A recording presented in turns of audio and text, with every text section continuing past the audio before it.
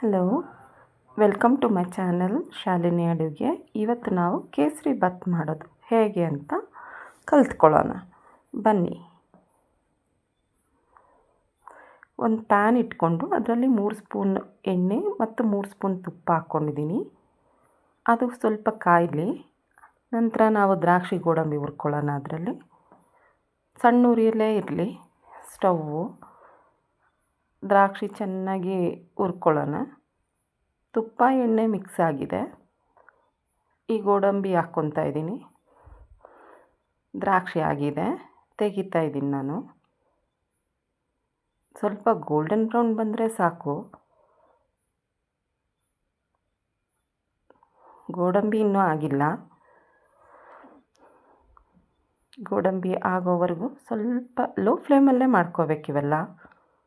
ಗೋಡಂಬಿನ ಸ್ವಲ್ಪ ಬ್ರೌನ್ ಬರೋವರೆಗೂ, golden brown ಬರಬೇಕು, ಅಲ್ಲಿವರೆಗೂ ಸ್ವಲ್ಪ ನಾವು ಹುರ್ಕೋಬೇಕು. ನೋಡಿ ಬಂದಿದೆ, ತಗೊತಾ ಇದ್ದೀನಿ, ತೆಗೆದಿಟ್ಕೊತಾ ಇದ್ದೀನಿ ನಾನು.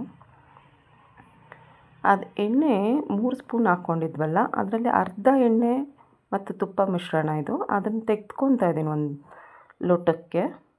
ಅದನ್ನು ಕೊನೆಯಲ್ಲಿ ಹಾಕ್ಕೊಳ್ಳೋದಕ್ಕೆ ಬೇಕಿದ್ದು. ಇವಾಗ ಈ ಪ್ಯಾನಲ್ಲಿ ಏನು ಉಳಿದಿದೆ ಅದಕ್ಕೆ ನಾನು ಚಿರೋಟಿ ರವೆ 1 ಕಪ್ಪನ್ನು ಹಾಕ್ಕೊತಾ ಇದ್ದೀನಿ. ಲೋ ಫ್ಲೇಮಲ್ಲೇ ಇರಲಿ. ಸ್ಮೆಲ್ ಘಮ್ ಅಂತ ಬರುತ್ತೆ ರವೆದು, ಅಲ್ಲಿವರೆಗೂ ನಾವು ಸ್ವಲ್ಪ ಹುರ್ಕೋಬೇಕಾಗುತ್ತೆ. ಚಿರೋಟಿ ರವೆ ಆದ್ದರಿಂದ ಬೇಗ ಹುರ್ಕೊಳ್ಳೋದು, ಕಲರ್ ಚೇಂಜ್ ಆಗುತ್ತೆ.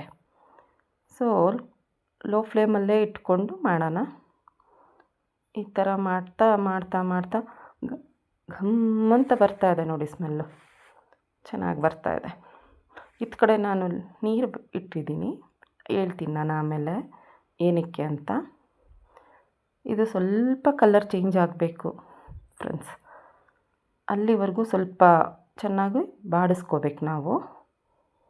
ರವೆ ಹುರ್ಕೊಳ್ಳೋದು ಗೊತ್ತಿದೆ ಅಲ್ವಾ.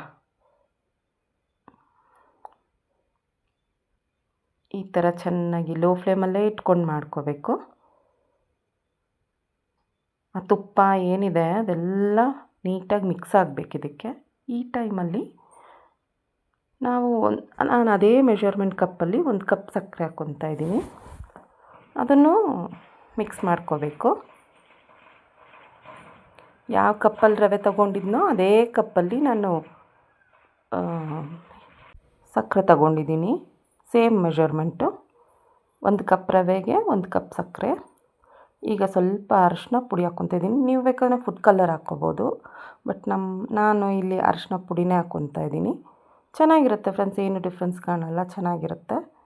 ಅದು ಎಲ್ಲ ನೀಟಾಗಿ ಮಿಕ್ಸ್ ಆಗಬೇಕು ರವೆಗೆ ಸಕ್ಕರೆಗೆ. ಇದು ಲೋ ಫ್ಲೇಮಲ್ಲೇ ಇಟ್ಕೊಂಡು ಸ್ವಲ್ಪ ಹೊತ್ತು ನಾವು ಅದನ್ನು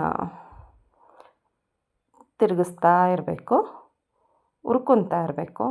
ಆ ಅರಿಶಿನದ್ದು ಘಾಟ್ ಸ್ವಲ್ಪ ಹಸಿ ಸ್ಮೆಲ್ ಹೋಗೋವರೆಗೂ. ಈ ಟೈಮಲ್ಲಿ ನೀರಿಟ್ಟಿದ್ದೀನಿ ನಾನು. 1 ಕಪ್ ರವೆಗೆ 2.5 ಕಪ್ ನೀರಿಟ್ಟಿದ್ದೀನಿ. ಅಲ್ಲಿ ನೋಡ್ತಿದ್ದೀರಾ ಪಕ್ಕದಲ್ಲಿ ಕಾಯ್ತಾ ಇದೆ. ಇವಾಗ ಈ ಟೈಮಲ್ಲಿ ನೋಡಿ ಅದು ಕುದೀತಾ ಇದೆ. ನಾನಿಲ್ಲಿ ಹುರ್ಕೊತಾ ಇದ್ದೀನಿ. ಇದು ಸ್ವಲ್ಪ ಹಸಿ ವಾಸನೆ ಹೋಗೋವರೆಗೂ ಹುರ್ಕೋಬೇಕು. ಆಮೇಲೆ ಆ ಕುದಿಯೋ ನೀರನ್ನ ಹಾಕ್ಕೋಬೇಕು ಫ್ರೆಂಡ್ಸ್ ಇದಕ್ಕೆ. ಸ್ಟವ್ ಆಫ್ ಮಾಡಿಬಿಟ್ಟು ಹಾಕ್ಕೊತಾ ಇದ್ದೀನಿ. ಫುಲ್ ಹಾಕ್ಕೋಬಿಡಿ, 2.5 ಕಪ್ ನೀರು ಹಿಡಿಯುತ್ತೆ, ತೊಂದರೆ ಇಲ್ಲ. ಈ ಟೈಮಲ್ಲಿ ಏಲಕ್ಕಿ, ಒಂದು 4 ಏಲಕ್ಕಿನ ಕುಟ್ಟಿ ಪೌಡ್ರ್ ಮಾಡಿಟ್ಕೊಂಡಿದ್ದೀನಿ ನಾನು ಅದನ್ನು ಸೇರಿಸ್ಕೊತೀನಿ. ಈಗ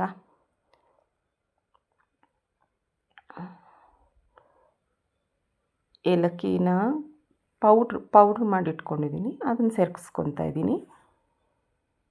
ಆಮೇಲೆ ಎಲ್ಲ ಮಿಕ್ಸ್ ಮಾಡಿಕೊಂಡು ನಾವು ದ್ರಾಕ್ಷಿ ಗೋಡಂಬಿ ಹುರಿದಿಟ್ಕೊಂಡಿದ್ವಲ್ಲ ಅದನ್ನು ಸೇರಿಸ್ಕೊತಾ ಇದ್ದೀನಿ.